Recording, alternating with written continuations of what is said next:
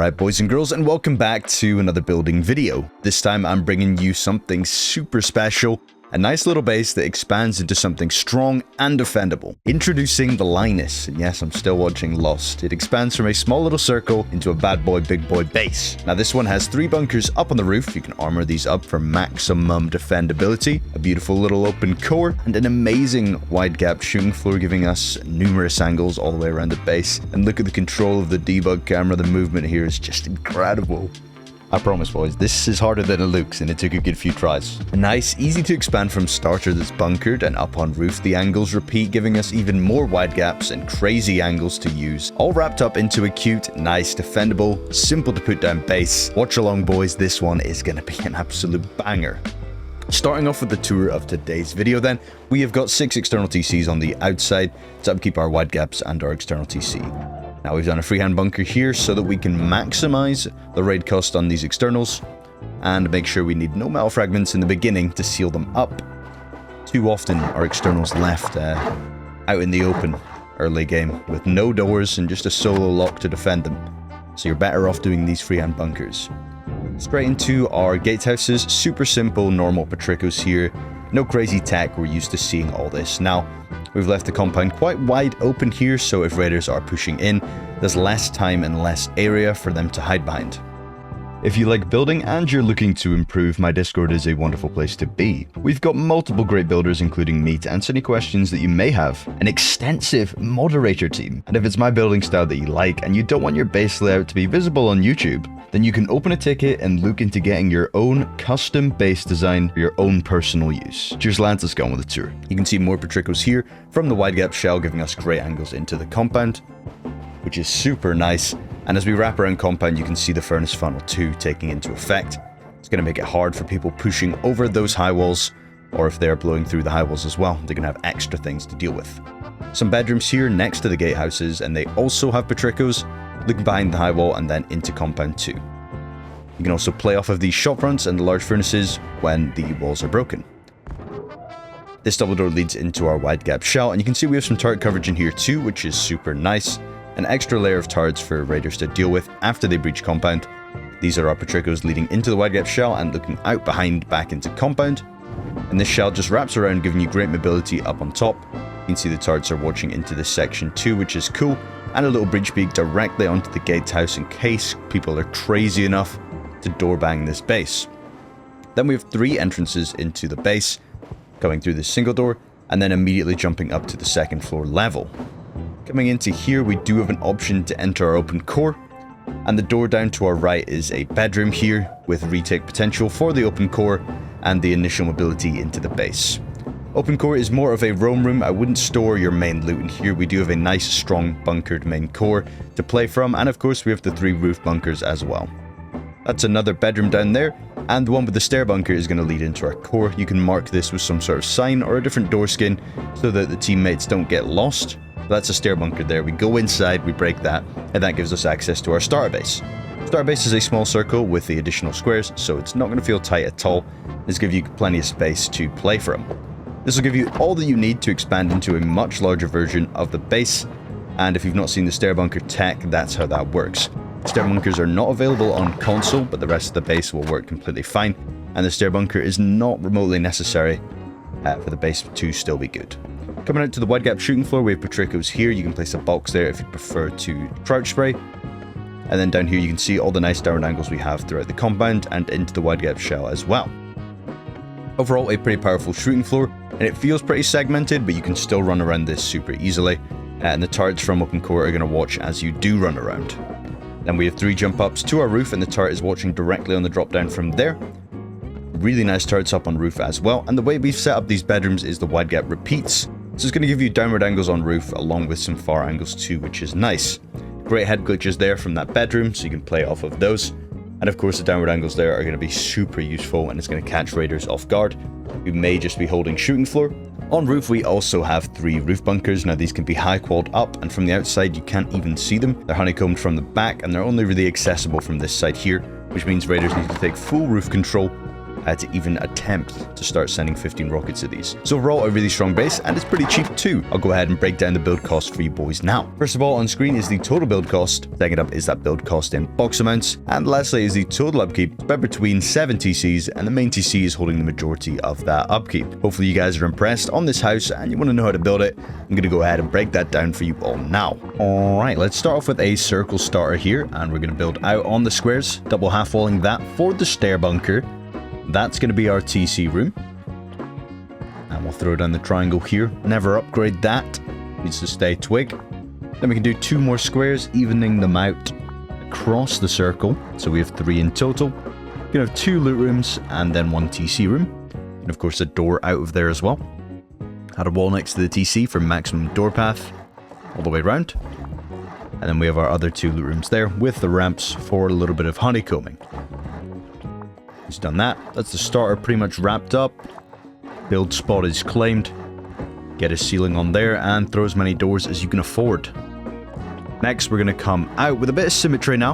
A 3-sided symmetry, but it's still easy enough to follow. We have got our peak up, and then we've got a jump up as well. You can wall it down the middle, and we enter the base from the 2nd floor and then drop down, allowing us to stair bunker this core. And on the other 2 sides, remember, we just have a bedroom with still the retake potential. Don't get carried away there and accidentally do a triangle. That's going to break the bunker if you are using it. You'll need to do a deployable jump up. And then just to keep things symmetrical, I'm doing deployables all the way around so I don't get confused. But that could be one way to mark the way down to core, is the one with the deployable jump up and the registered triangles. But we'll go ahead and build our entrance here now. This is how you come in. The mobility chute stops there and you leap forward into open core from here. This is 2 double doors facing like that. Dropping down now, we'll make the way up, and that's going to be another deployable jump as well. You can maybe throw a ladder down later on, depending on how pro the teammates are at the old movement. That's how we can set up this level here. And that'll do for just now on the starter base.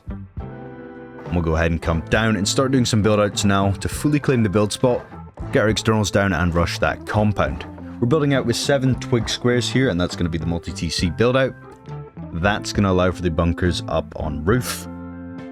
So get that done and dusted, and then return back with triangles until you make a little hexagon shape up against the base. Keep in mind, if you can't go all the way out with 7 squares, you can go out with 3 squares, come back with triangles and go out with 4. You can do that in as many iterations as you want, as long as you're decent at maths. You'll know how many squares you've gone out total. So you don't need that much room to do this build out. A lot of people get confused with that. Add in all the stuff I'm adding in now to connect all these foundations together, and make sure you leave out the foundations that I leave out. This is not a choice. I'm leaving those out for a reason. Ideally, it'd be good to have them there, but the wide gaps do not allow for it, so don't get bamboozled and throw those down. Now this part of the base is going to be decaying. It needs its own external TC for upkeep. We're going to link it up just like this. We can go from here to our gatehouse, and it's a very standard gatehouse, nothing too crazy. Try to rush these though, so we can get that compound down, then into the large furnaces, and then speedrun this base becoming metal. On the gatehouses, we're going to do turrets actually, so throw down some frames for chain link, and we'll give this a backing of half walls there, so we can get some turrets up later on. Adding a triangle airlock, which allows for some beds in here, or you can store loot in the gatehouse, now that it's more than 1 door to get inside. And we do a short build out over here for our disconnectable TC. Only 3 squares out with a triangle. That's still going to give us minus enough stability for the disconnectable to work. And if you need a tutorial on that, it's at the start of the tour.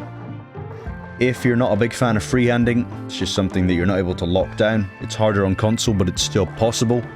And you can leave this out, and you can just do a standard disconnectable with double half wall. That will also reduce the stability. But I would always recommend freehanding. It's not something to practice on a main server. Get that skill set locked down on the build server, and then you can utilize it anywhere else. Terrain can make it tricky, but I've rarely found build spots where I'm unable to freehand. Some are just harder than others. But that's all the multi-TCs down.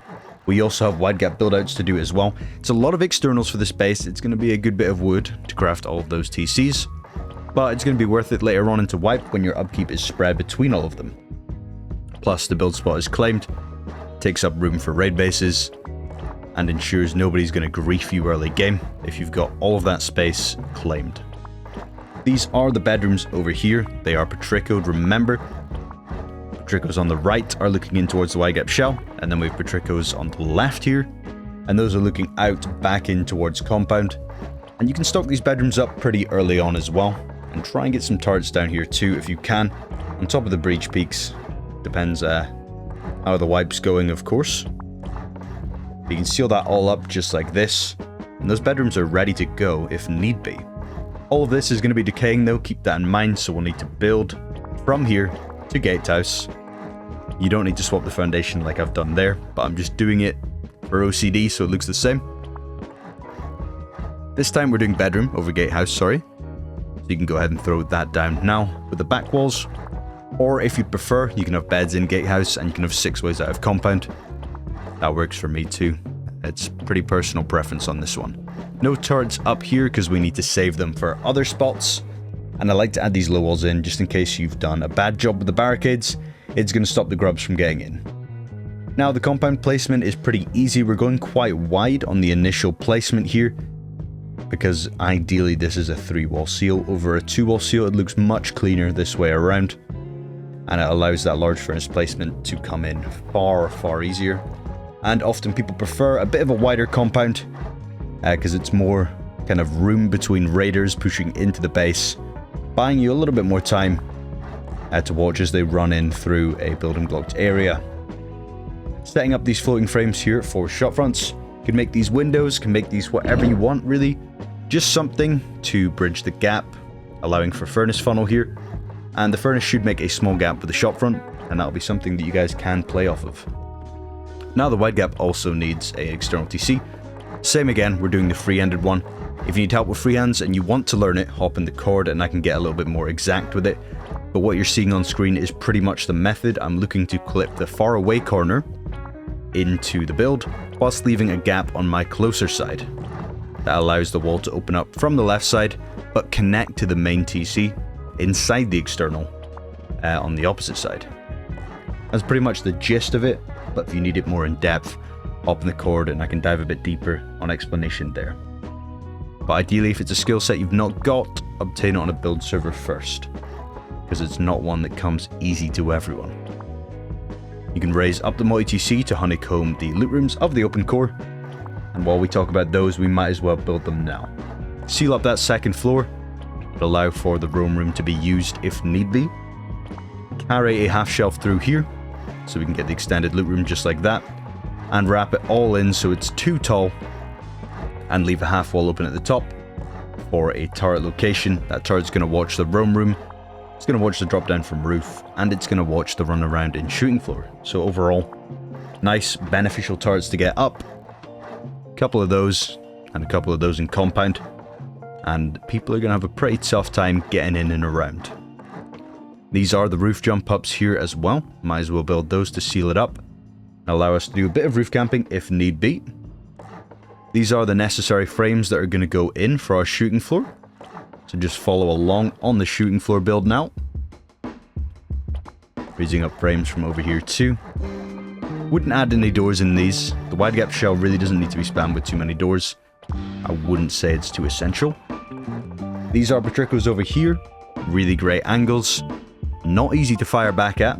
And if you would rather crouch spray on them, throw a deployable over there. But if you've got that stand spray on lockdown, you'll be fine with just that. You can float some frames across here, and then cut this through. Again, more Petrichos, and we'll throw half walls underneath here too, for a bit of extra stab. And cover the head of these two. Over on this side, we're going to do slightly different, adding frames here to allow for a little extra angle up on roof, and these are going to be kind of our far away angles here, looking through the middle. Don't forget to split the ramp there, so you do one with a different grade. Half wall, low wall here, so we can repeat the wide gap up on roof, if you remember how that works. And then add in the ceilings as I do, super important. Messed up on that one there, don't come off the multi-TC, come off main base here for maximum stability. Make sure to pull that square back to main, so that our wide gap will repeat. Now I'm splitting the ramp. That's what we were looking to do. Raising up some more frames now for the bedroom tower into the windmill. You might be better off doing this earlier on, depending if you're ready for windmills before you get to this stage. The nice thing is you can raise these towers up without having to build up the rest of main, and it's still going to look normal enough. So if you do want to rush to windmill, it's as simple as what we're doing right here, and you could do that earlier on into the build. But those are the windmill towers with the bedrooms and the wide gap coming through as well. Now we wrap the back of the bunker in pure honeycomb, and then add in a couple of half shelves with windows facing out the way to create the conditional. You should have no gaps on this bunker whatsoever, they're all getting covered up. So if you do have a gap on there, something's gone wrong. You need to double check the vid. The top of the bunker gets covered like so, and the Brutalist is probably the worst at covering that top gap, but any other grade is going to cover up nicely. Once you've done that, that completes the base design. Hopefully boys and girls have enjoyed this video, and if you did, then please feel free to leave me a like and drop me a comment down below. Remember to join the Court if you need any help, or if you want to cop a custom. I'll see you all in the next video. See you in a bit.